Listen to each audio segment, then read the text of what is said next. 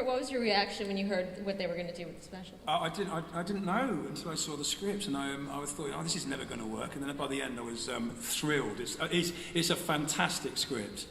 Yeah, I was absolutely thrilled when I read it. What's going on with Lestrade's hair in the special? Because that was like all the talk. I decided, I made an artistic decision to put 2 hedges on my cheeks in the form of Victorian chops. So look forward to that. They are spectacular. You'll see a door, and then you'll see a hedge coming, and then it'll be half a minute later, Lestrade. So we've already heard sort of the clue ghosts in regards to the special. Can you elaborate on that? And how fun was this to film, to like kind of, dawn? One of my favourite moments of it was, because you have to kind of reimagine your character in a different culture, which is the culture of the past. Never had an iPhone, yeah. Yeah, but just like, what would that character wear? Going to an old costumier and finding amongst the racks of old moth-eaten costumes something which kind of fitted Lestrade in our version of Lestrade was great fun for me, and was kind of part of the challenge of it, which I had great fun doing. Mm-hmm, mm-hmm. And the other thing you said as well is about the women, that they didn't... Rupert, do you have hopes for season 4 in terms of your character and what you'd like to see? And I love the surprise of not knowing. I actually do like it. I'm always happiest with Lestrade when he's been the copper. So I'm happy just kind of doing the same shit. Oh, please be aware there may be members of your audience maybe under 18 years of age. I wouldn't worry about it.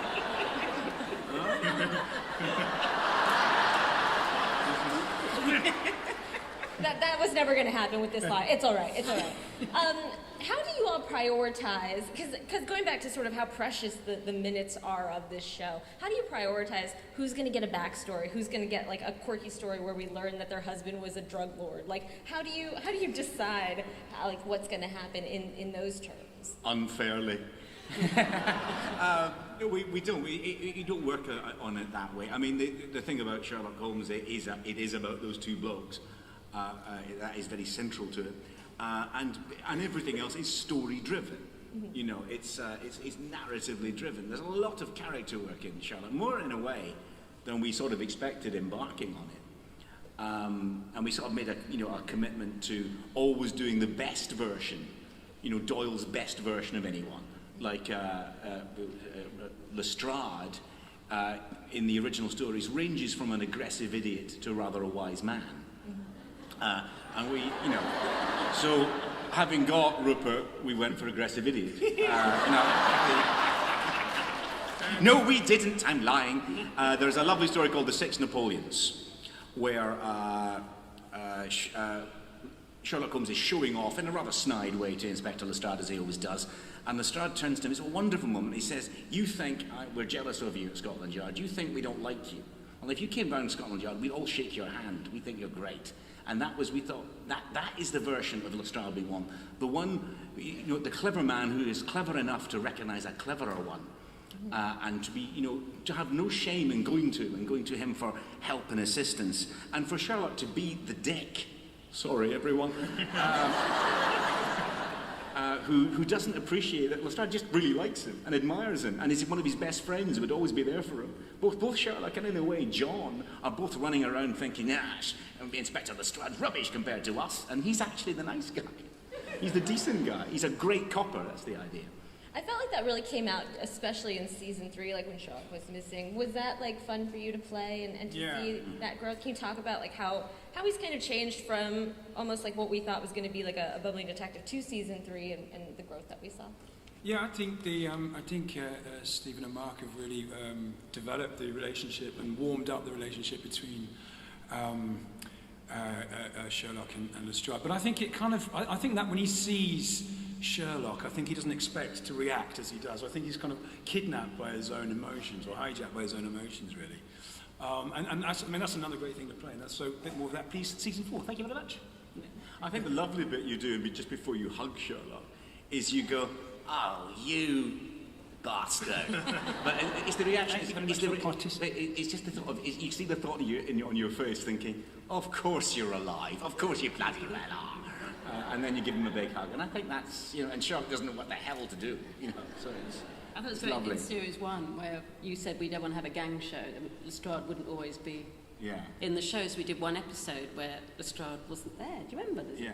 I do. You do remember? You I was at weren't. home swinging my legs, We thought, oh no, we miss you. Not gonna do that skinning again. cats.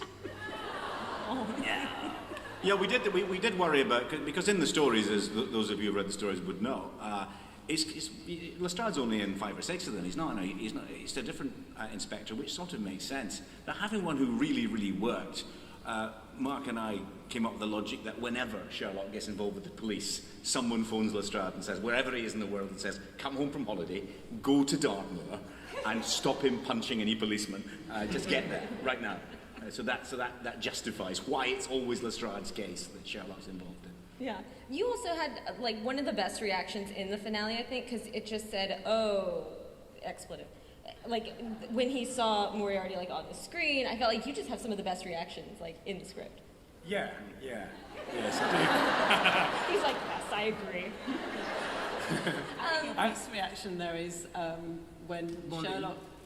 when Molly comes round at Christmas and Sherlock says that your wife's still having an affair. do. Yeah. And it goes on, your eyes just get going for about another minute thinking, oh no, she is still having an affair. It's like, That's in Scandal in Belgravia. Go and look You at should that. look at his Watch eyes. Rupert's face after Sherlock makes his deduction about the PE teacher. And Rupert just goes on for about 30 seconds going, It's called mugging. yeah.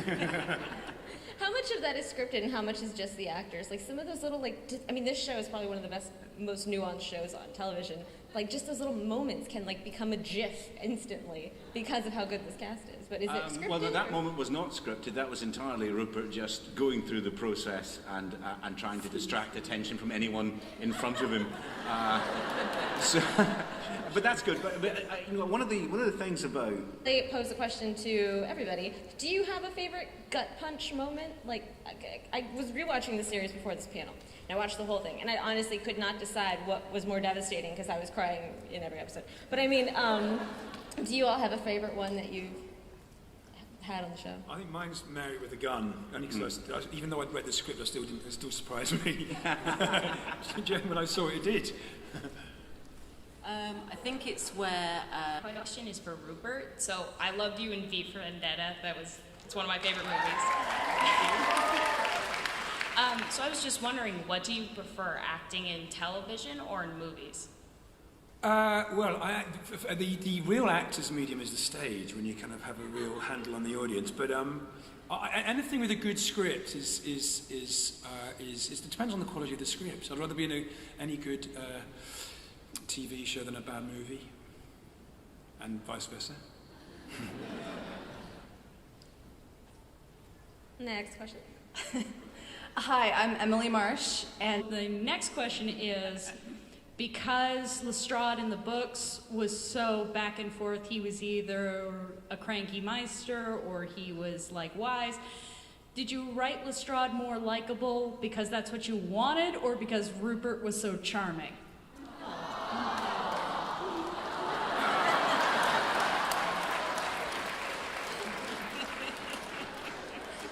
it's absolutely true that when Rupert came in for the audition, he gave us a version of Lestrade we weren't quite expecting, which was the really good copper.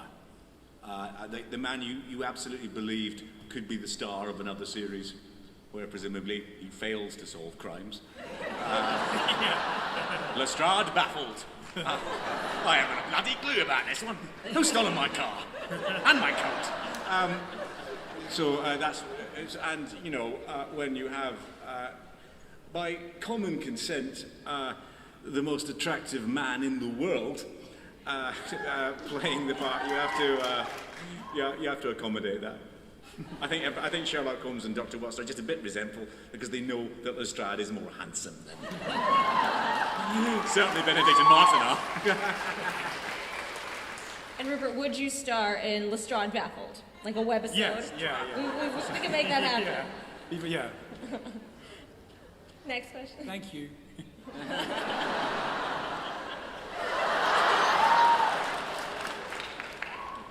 Hi, my name is Catherine, And I just wanted to know, Mr. Moffat, how, as a writer, you feel your craft has evolved throughout the years, and and how you feel it is evolving or will evolve in the future.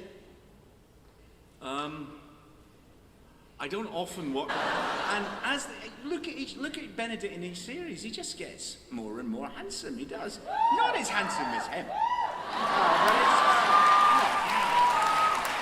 Because I'll tell you, in real life, Benedict can be swanning around the place, but if Rupert wanders past, all the women ignore Benedict and just go, ah.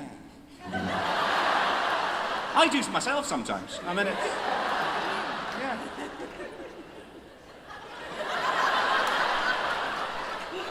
Your stripy scarf has disappeared. Oh, you've walked in front of the microphone stand. It's marvelous. Well, guys, with that, please give a hand for our awesome panel.